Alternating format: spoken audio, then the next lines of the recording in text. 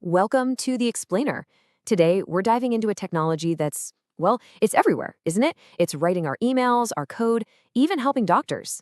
I'm talking about large language models. But how do they actually work? We're going to break down the blueprint of these artificial minds, looking at everything from how they're born to the impact they're having on the real world, all based on some fascinating research. So let's kick things off by looking at this AI research explosion. I mean, if it feels like you're hearing about a new AI model every single day, you are not wrong.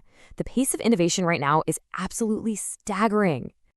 And just look at this chart. I mean, that's not a curve. That's a cliff face. We went from just 42 research papers back in 2018 to a projection of over 28,000 for 2024. That is not gradual change. That is an exponential explosion. This isn't just hype. This is the data signature of a major technological revolution happening in real time. So all of this naturally makes you wonder, right? What exactly is this technology? What are these models that have completely captured the world's attention and investment? What is actually going on under the hood?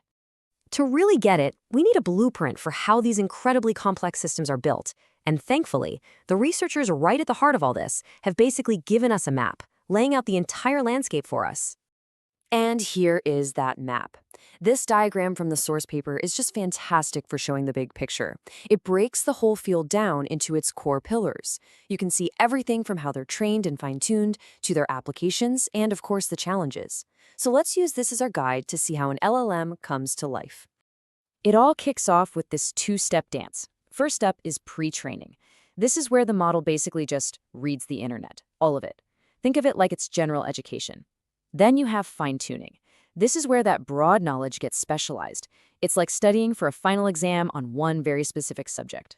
But here's a super important point. A model that's just smart isn't enough. It also needs to be safe and actually useful for people. And that's where alignment comes in. This is an absolutely critical step, designed to teach the AI a set of principles, often boiled down to being helpful, honest, and harmless, to make sure its behavior aligns with what we actually want it to do. So how do they actually do that? Well, one of the key techniques is called reinforcement learning from human feedback, or RLHF. Here's the gist. Humans rate different AI answers. This one's good, that one's not so good. A separate reward model then learns to predict what we humans will prefer. Finally, that reward model is used to steer the main LLM, basically giving it a little nudge every time it produces an answer that humans would like. Okay, so we have this powerful, aligned technology. But the big question is, so what? What can it actually do? Let's jump into the real-world applications that are already making a huge impact. In a field like medicine, where the stakes are incredibly high, LLMs are already acting as these powerful assistants. They can tear through mountains of new medical research to help doctors make more informed decisions. They can help spot patterns in patient data and even improve how patients interact with the whole healthcare system. And in education, this is where it gets really exciting. LMMs are paving the way for a truly personalized learning experience. Imagine a personal tutor for every single student that adapts to their unique learning style. For teachers, they're becoming amazing tools for drafting lesson plans and creating more engaging classroom materials. And honestly, the impact just spans pretty much every industry you can think of. Lawyers are using them to analyze case files, financial firms for algorithmic trading, scientists to speed up their research. They're even being integrated into robotics and have become an indispensable tool for anyone who writes code. But, and this is a big but, with this incredible power comes some pretty significant challenges. The researchers are very clear about the risks that we need to navigate as this tech becomes even more a part of our lives. The source paper highlights a few critical issues. The sheer computational cost to train these things has a very real environmental impact. They can pick up and even amplify the biases that are in their training data. They can hallucinate, we'll get to that in a sec. And of course, there are major concerns around security, privacy, and the risk that this super expensive tech could widen the gap between the haves and have-nots. So yeah, one of the most talked about challenges is hallucination. This is when an AI confidently just makes stuff up. It'll generate an answer that sounds perfectly plausible, well-written, authoritative even, but it's just not true. This is a fundamental problem of reliability, and it's something researchers are working really hard to solve. So where is all this heading? If today is moving this fast, the future is evolving at a speed that's, well, it's almost hard to wrap your head around. This timeline just hammers home the acceleration. I mean, in 2020, GPT-3 felt like a massive breakthrough.